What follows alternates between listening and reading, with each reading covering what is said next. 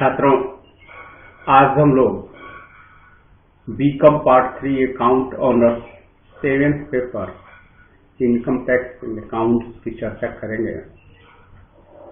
इसमें आज हम लोगों का टॉपिक है assessment of Hindu undivided family. इसके कुछ क्लासेस पीछे हो चुके हैं, कुछ लेक्चर्स मैंने इस पर दिया है। यह मेरा इस चैप्टर का तीसरा लेक्चर है। इसमें आज हम लोग चर्चा करेंगे कि assessment procedure after partition of Hindu undivided family, अर्थात अगर हिंदू अनडिवाइडेड फैमिली का बंटवारा हो जाता है तो वैसी स्थिति में किस तरह से है इसका असेसमेंट करें।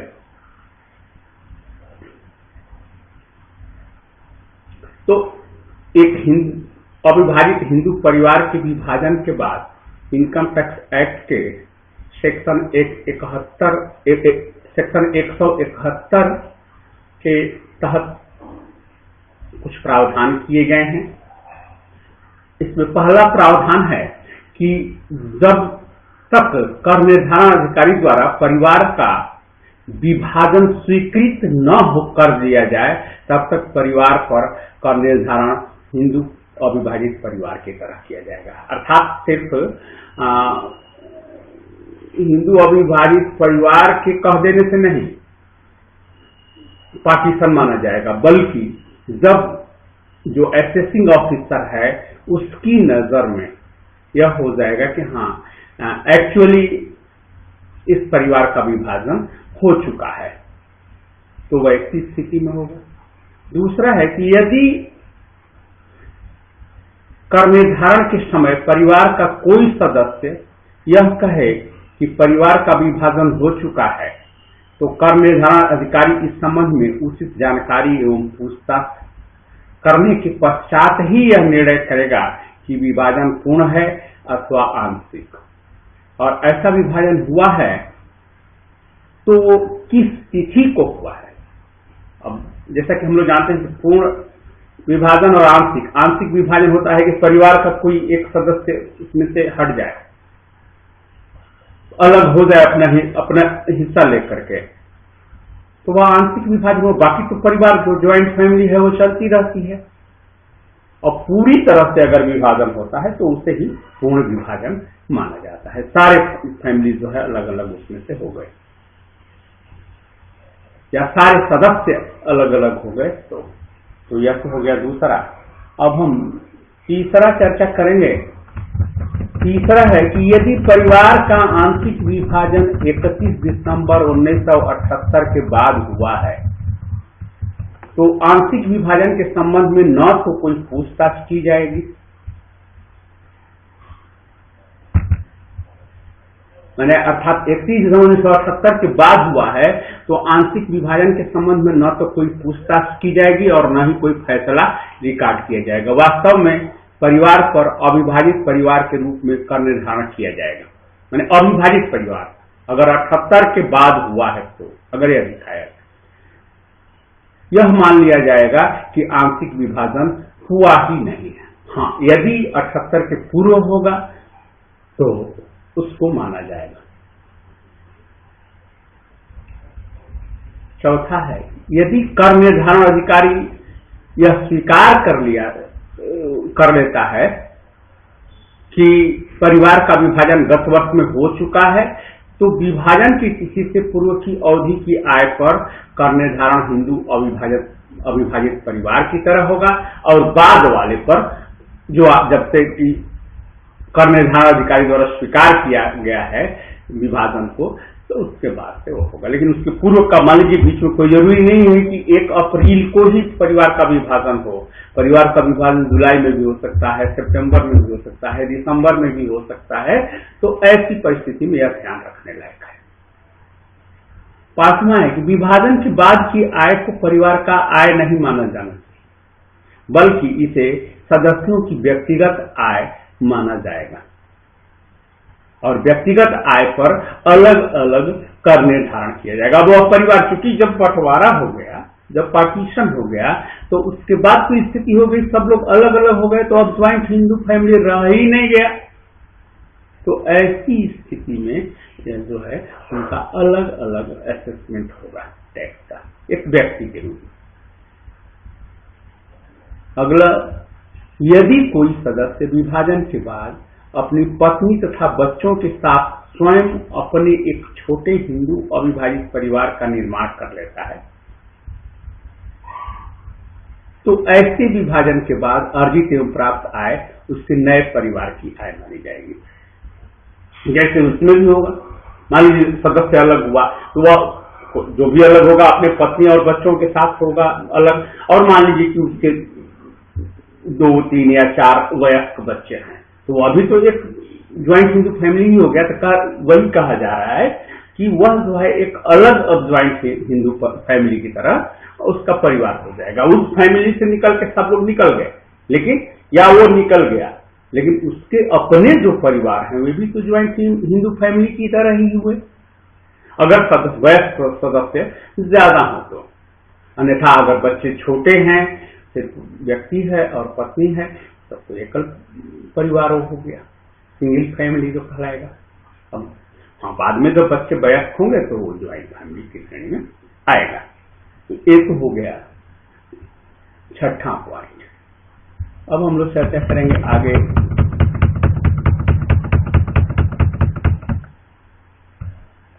कि difference between Hindu undivided family and A firm. चूंकि हिंदू अनडिवाइडेड फैमिली में भी बहुत से मेंबर रहते हैं, और जैसा कि हम लोग अभी तक जो पढ़ते आ रहे हैं उसमें देख रहे हैं कि उनकी आमदनी पर भी टैक्स लगता है, उसका भी असेसमेंट होता है। उसी तरह से साझेदारी व्यवसाय में भी कई सदस्य होते हैं, लेकिन इन दोनों में फर्क है, इनमें फर्क होता है। ऐसा नहीं कि एक तरफ से ट्रीट नहीं किया जाएगा, क्योंकि अब उसी डिफरेंस को, उसी अंतर को, उसी फर्क को हम लोग अब देखेंगे। तो एक हिंदू अविभाजित परिवार और फर्म के में अंतर होता है, ये तो हम लोग जान गए।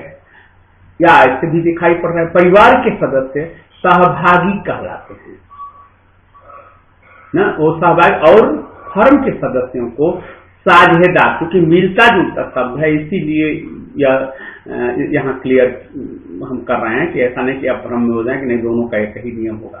तो जो है, और फर्म के जो सदस्य हैं उन्हें साझेदार कहा जाता है।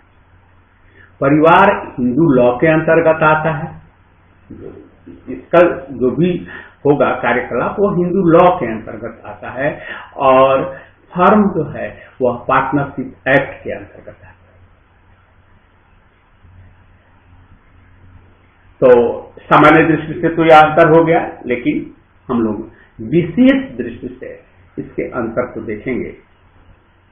तो इसका पहला अंतर है कि फर्म में साझेदारों के हितों का निर्णय साझेदारी अधिनियम के अंतर्गत होता है, स्वाभाविक है, तथा परिवार के सदस्यों के हित हिंदू लॉ द्वारा निर्धारित होते हैं। यह तो हो गया पहला, एक में पार्टनरशिप एक्ट लागू होगा और दूसरे में हिंदू लॉ। अगर अधिनियम के हिसाब से, लॉ के हिसाब से देखा जाए तो दूसरा, कोई साझेदार दिवालिया घोषित हो जाए तो फर्म का सदस्य नहीं रहा, बता रहे, जो पागल हो, दिवालिया हो, साझेदार, तो वह फर्म का सदस्य नहीं रह सकता। वो साझेदार अर्थात साझेदार नहीं रह सकता है, उसे साझेदारी से हटा दिया जाता है। परंतु परिवार का सदस्य अगर दिवालिया घोषित हो जाए, यदि पागल हो, अस्वस्थ मस्तिष्क का हो, तो वैसी स्थिति में उसकी सदस्यता रद्द नहीं हो सकती है। तो वह अर्थात वह परिवार का सदस्य बना रह सकता है। तीसरा है कि एक साझेदार की मृत्यु होने पर फर्म का विघटन हो जाता है, परंतु एक परिवार के एक सदस्य की मृत्यु होने पर परिवार का विघटन नहीं होता है, क्योंकि वहां तो आना जाना जो माने जन्म हुआ तो वो सदस्य हो गया, मृत्यु हो गई तो उसकी व्यक्तिगत सदस्यता खत्म हो गई, मृत्यु के पश्चात ही वो खत्म होती है या बंटवारे के पश्चात होती है। तो यह अंतर है। इसके बाद नेक्स्ट, साझेदारों को फर्म का हिसाब और प्रपत्र देखने का अधिकार होता है। जितने भी साझेदार हैं वे जो है उनको अधिकार है कि वे फर्म के सारे जो है क्या लाभ हो रहा है, क्या हानि हो रही है, क्या स्थिति है, उनको जो है देखने का अधिकार होता है। जबकि परिवार के प्रत्येक सदस्य को ऐसा अधिकार नहीं है। जो कर्ता ऑफ द फैमिली है या जो भी है वही देखा, क्योंकि अगर दिन भर यही देखते रहें और दिखाते रहें तो फिर आगे का काम नहीं होगा। इसलिए परिवार में क्योंकि परिवार एक विश्वास पर चलता है, तो इसलिए जो है इसमें इसकी आवश्यकता नहीं पड़ती। पांचवा, एक नए साझेदार का फर्म में अन्य साझेदारों की सहमति से प्रवेश होता है। जो नए साझेदार का प्रवेश होगा तो अन्य साझेदार यदि चाहेंगे तभी उसे प्रवेश मिलेगा, अर्थात उसका एडमिशन होगा साझेदारी व्यवसाय में। परंतु परिवार की सदस्यता के लिए किसी परमिशन की आवश्यकता नहीं है। जो ही जन्म लेगा कोई परिवार में बच्चा, नवजात जो ही जन्म लेता है तो वह जो है अपने आप सदस्य हो जाता है।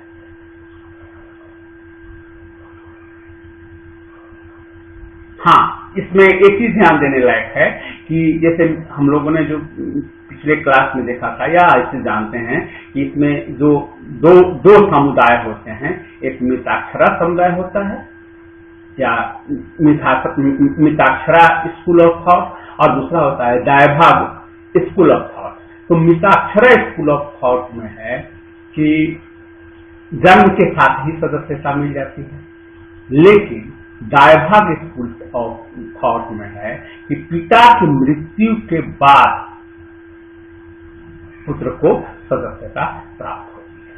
तो बस यही तो सदस्य जो है वह तो दोनों के अधिनियम का है, लेकिन मोटा मोटी हम यह माने कि जो है वह सदस्य हो जाता है के लिए। अब इसके बाद नेक्स्ट, फर्म में लाभ हानि का अनुपात साझेदारी संलेख द्वारा निर्धारित होता है। पार्टनरशिप डीड बनता है जो साझेदारी की स्थापना के समय में ही, और उसी के द्वारा जो है लाभ हानि का अनुपात या बाकी जो भी उसके टर्म्स एंड कंडीशंस होते हैं वे उसके द्वारा तय किए जाते हैं।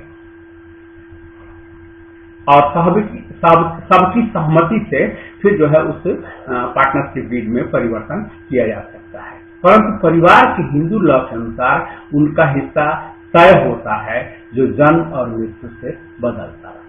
वो पहले से तय है।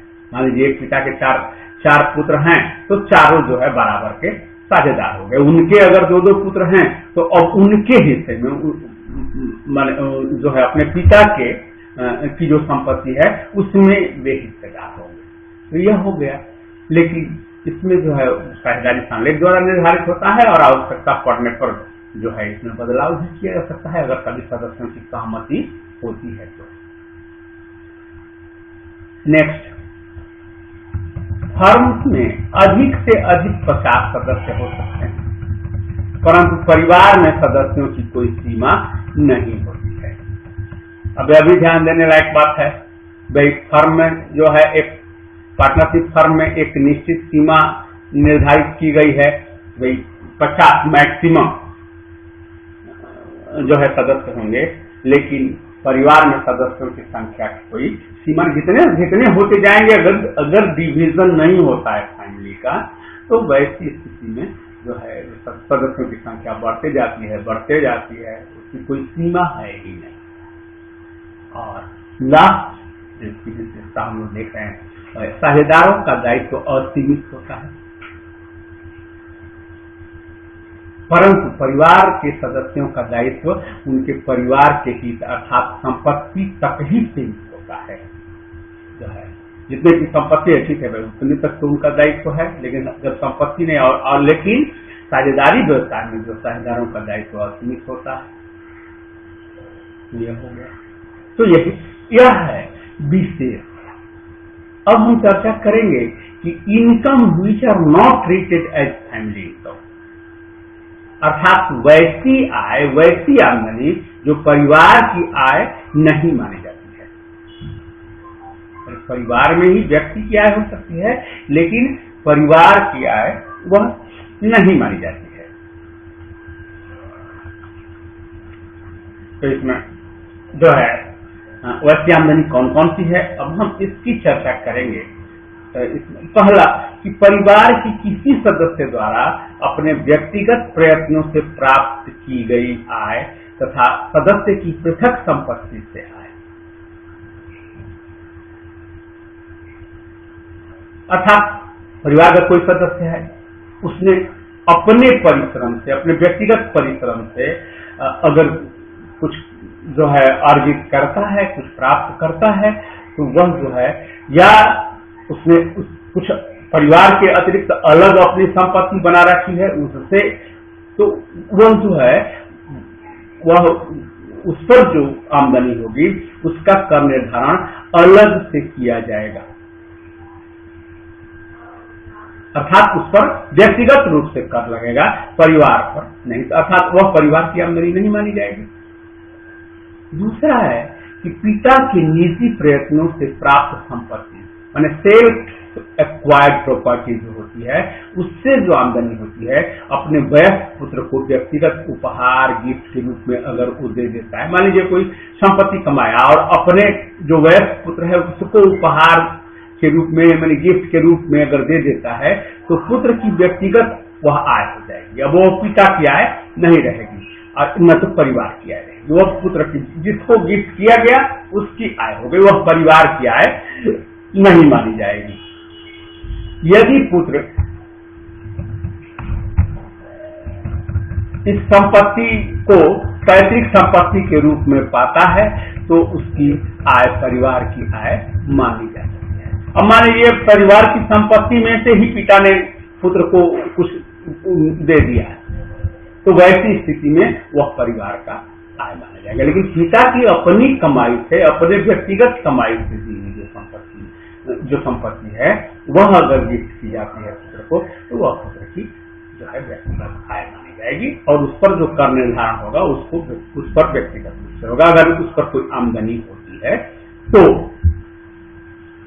नेक्स्ट, पति की मृत्यु के पश्चात पत्नी को जो है सोल ऑनर के रूप में प्राप्त संपत्तियों से आय पर पत्नी का एक व्यक्ति के रूप में आय का निर्धारण किया जाएगा। मान लीजिए पति की मृत्यु हो गई और जो है एकल समय, अर्थात पति की जो अपने कमाई की, परिवार से अलग की जो संपत्ति थी वह अब तो पत्नी को मिली, तो ऐसी स्थिति में जो है वह जो है वो एक व्यक्ति के रूप में उस पर आयकर का निर्धारण होगा अगर उसके कल्याण। यदि कोई अपना व्यक्तिगत व्यापार करता है, यदि कोई अपना व्यक्तिगत व्यापार करता है तो ऐसे व्यापार की आय पर एक व्यक्ति अर्थात इंडिविजुअल के रूप में का निर्धारण होगा, भले ही उसने परिवार के कोष से ऋण लेकर पूंजी लगाई, परिवार से भी ऋण लेकर उसका पूंजी उसने लगा दिया, लेकिन ऐसी स्थिति में जो है अब उसका, और यह व्यापार उसका व्यक्तिगत है, वो परिवार का व्यापार नहीं है, तो वह जो है वह उसका व्यक्तिगत आय माना जाएगा और उस पर इंडिविजुअल पर जिस तरह से टैक्स लगता है उस तरह से उस पर टैक्स लगेगा। बाद नेक्स्ट हम लोग चर्चा करेंगे कि परिवार के सदस्यों द्वारा व्यक्तिगत रूप से किसी साझेदारी में व्यापार से होने वाली आय फर्म की आय मानी जाती है, संयुक्त परिवार की नहीं। अब मान लीजिए परिवार का कोई सदस्य है, वह कोई दूसरा साझेदारी व्यवसाय कर रहा है जो उनमें शामिल है, और वहां जो उससे साझेदारी व्यवसाय से जो आमदनी होती है, उस व्यापार की जो आय है, वह आय जो है उस फर्म की आय हुई, न कि परिवार की। ये परिवार की आय तो हुई नहीं, इसलिए वो संयुक्त परिवार की आय नहीं मानी जाएगी, भले ही उसके सदस्य की जो है वो व्यक्तिगत आय हो। इसके बाद जो है इम्पार्टेबल एस्टेट अर्थात अविभाजनीय जो संपत्ति है उसकी आय पर इस संपत्ति के धारक पर व्यक्तिगत रूप से कर निर्धारण किया जाएगा। मान लीजिए कोई ऐसी संपत्ति है जो विभाजित नहीं है, विभाजन इसका नहीं हो सकता, तो वैसी स्थिति में इस पर जो होगा वह जो उसका स्वामी होगा, उस संपत्ति का जो धारक होगा, जिसके पास वह संपत्ति होगी, उसे उस पर क्या कर।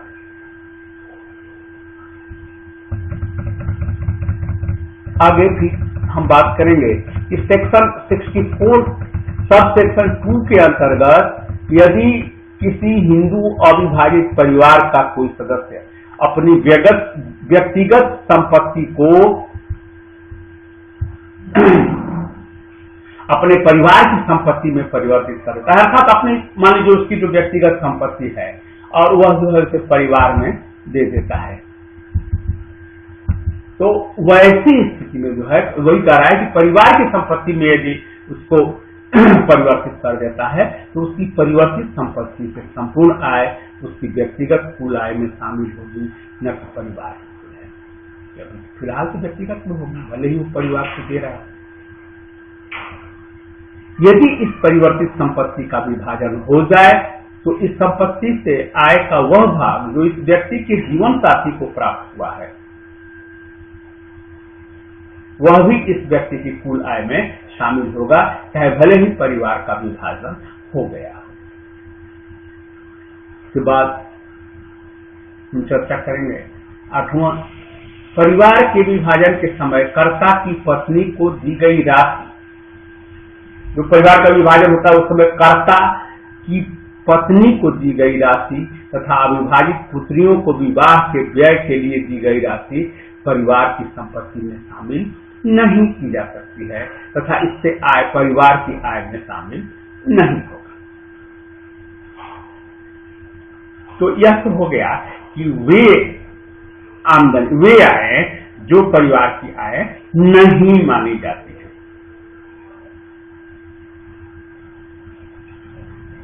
अब हम चर्चा करेंगे कि right of daughters in father's property. पिता की संपत्ति में लड़कियों के क्या अधिकार, क्योंकि पूर्व में जो नियम था उसमें था कि जो अविवाहित पुत्री है वही पिता की माने ज्वाइंट फैमिली के सदस्य के रूप में रहेगी। बाद में जो अधिनियम आया उसमें हो गया कि और वही जो है और शादी के बाद जो है वह दूसरे परिवार के सदस्य हो जाती है। लेकिन बाद के अधिनियम में ऐसा किया गया कि नहीं, विवाहित हो चाहे अविवाहित हो, वह जो है परिवार की अपने पिता की संपत्ति में उसका अधिकार है। तो वैसी स्थिति में जो है अब हमको यह जो है हम लोग इसका भी अध्ययन लगे हाथों करने की नया अमेंडमेंट हुआ है। तो साल 2005 में संशोधन होने से पूर्व हिंदू सक्सेशन एक्ट 1956 एक्ट लागू होता था और उसके बाद ये जो है 2005 में वो अमेंडमेंट है, नया एक्ट नहीं बना, उसी एक्ट में अमेंडमेंट जो है संशोधन किया गया है। तो उसमें जो है तो वह जो था जो हिंदू सक्सेशन एक्ट 1956 था तो उसके तहत प्रॉपर्टी में बेटे और बेटियों के अधिकार अलग अलग हुआ करते थे। इसमें बेटों को पिता की संपत्ति पर पूरा पूरा हक दिया जाता था, जबकि बेटियों का सिर्फ विवाह होने तक ही उस पर अधिकार रहता था। अगर शादी नहीं हुई तब तक जो है वह परिवार की सदस्य है, संपत्ति में उसकी हिस्सेदारी हो सकती है। लेकिन विवाह के बाद बेटी को पति के परिवार का हिस्सा माना जा सकता है कि वह जब पति के परिवार में चली गई तो वहां का वह जो है सदस्य हो गई, अब इस परिवार से उसकी सदस्यता समाप्त। हिंदू लॉ के अनुसार हिंदू अनडिवाइडेड फैमिली में सभी लोग एक ही पूर्वज के वंशज होते थे। तो वैसी स्थिति में जो है हिंदू उत्तराधिकार अधिनियम जो हिंदू सक्सेशन एक्ट है 2005 के अनुसार चाहे कुंवारी लड़की हो या शादीशुदा वह पिता की संपत्ति में बराबर की हिस्सेदार मानी जाएगी। अर्थात शादी होने के बाद भी बेटी का पिता की संपत्ति पर अधिकार प्राप्त है। इस संशोधित अधिनियम के अनुसार बेटियों को वही अधिकार दिए गए जो पहले बेटों तक सीमित थे। तो इस संशोधित अधिनियम में यह, लेकिन अब एक चीज ध्यान देने लायक है कि यह जो 2005 में जो अधिनियम बना उसमें यह जो है स्पष्ट नहीं था कि चूंकि जब से माने तत्काल प्रभाव से, भूतलक्षी प्रभाव से नहीं था, तत्काल प्रभाव से, तो अर्थात यह इसका अर्थ लगाया गया कि 2005 में जिसके पिता जीवित हों तो उस पर तो यह लागू होगा, लेकिन अगर 2005 से पहले पूर्व में पिता की मृत्यु हो गई है तो वैसी स्थिति में यह नियम जो नहीं लागू होगा और उस बेटी को कोई अधिकार नहीं होगा अगर वो विवाहित है तो वही जो है, अर्थात जो है इस संशोधित अधिनियम में यह स्पष्ट नहीं था कि यदि 5 के पूर्व पिता की मृत्यु हो गई हो तो कौन सी स्थिति लागू होगी। अतः यही माना जाता था कि यदि पिता की मृत्यु 2005 हुई तभी विवाहित पुत्री को हिस्सा प्राप्त करने का अधिकार है। परंतु अभी अगस्त 2020 में माननीय सर्वोच्च न्यायालय ने यह निर्णय दिया है कि अपने पिता की पैतृक संपत्ति पर बेटी का भी उतना ही अधिकार होगा जितना बेटे का। वो तो खैर पहले से भी था, लेकिन अब वहां जो विवाहित बेटी है उसके संबंध में कि कह रहा है कि भले ही amendment in the Hindu succession act 2005 के लागू होने से पहले ही उसके पिता की मृत्यु करना हो गई, तब भी अर्थात पिता की मृत्यु अगर 2005 से पहले भी हो गई है तब भी विवाहित पुत्री को जो है पिता की संपत्ति पर वह अधिकार होगा। फैसले में तो यहां तक कहा गया है कि अगर बेटी जिंदा नहीं है तो उसके बच्चे भी संपत्ति में हिस्सेदारी पाने के अधिकारी हैं। तो जो है उसी की योग्यता हम जाएंगे और कोर्ट ने कहा कि इस बात से कोई फर्क नहीं पड़ता कि बेटी जिंदा है अथवा नहीं, यह हर हाल में लागू होगा और बेटी के विवाह के ऊपर कोई फर्क नहीं पड़ता है।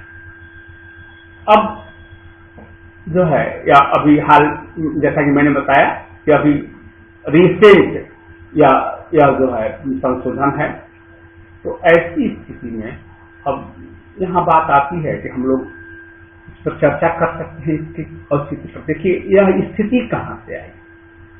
अक्सर पहले माने पूर्व के जमाने में तो अगर जो है बेटी मान लीजिए शादी हो गई किसी लड़की की तो कहा जाता था कि उसकी डोली जो है ससुराल जाएगी और उसकी अर्थी भी वहीं से उठेगी। एक जो हमारा सामाजिक जो था, और अक्सर होता था कि चूंकि अगर लड़की विधवा हो गई तो ऐसी स्थिति में उसका परिवार अर्थात उसके पति का परिवार जो है वह उसका पालन पोषण भरण पोषण करता था। लेकिन धीरे धीरे स्थितियां बदलती गई और इस युग में जो है कोई उसको देखने वाला नहीं रहा, तो वैसी परिस्थिति में जो है अब बेटियों को काफी दिक्कत होने लगी, खास करके जो असहाय थे या पति के रखते हुए भी पति दूसरी शादी कर ले, पति न उसको आने, तो वैसी स्थिति में काफी वो असहाय हो गई। तो जो है कोर्ट में मामले आते गए और बाद में माननीय न्यायालय ने यह महसूस किया कि नहीं उन्हें भी जो है इंसाफ मिलना चाहिए और ऐसी स्थिति में यह किया गया कि क्योंकि बेटा और बेटी में कोई फर्क नहीं है इसलिए बेटी को भी वह अधिकार दिया गया। यही है हमारा जो ज्वाइंट हिंदू फैमिली। हम लोग देख लें कि ऐसे जो है ज्वाइंट हिंदू फैमिली का कैसे करेंगे। तो जैसा कि मैंने प्रारंभ में ही बताया था आपको, यह परीक्षा की दृष्टि से इम्पोर्टेंट हो न हो यह मायने नहीं रखता, हमारे व्यवहारिक जीवन के लिए बड़ा ही इम्पोर्टेंट चैप्टर है। तो मुझे उम्मीद है कि आप इसको पढ़ेंगे, मेरे लेक्चर को सुनेंगे और तब आपको इसका जो है आनंद आएगा। और यदि इसमें किसी तरह का कोई आपको कंफ्यूजन लगे तो आप कमेंट के माध्यम से इससे जुड़ सकते हैं। कोशिश करूंगा कि आपकी शंकाओं का समाधान करूं। धन्यवाद।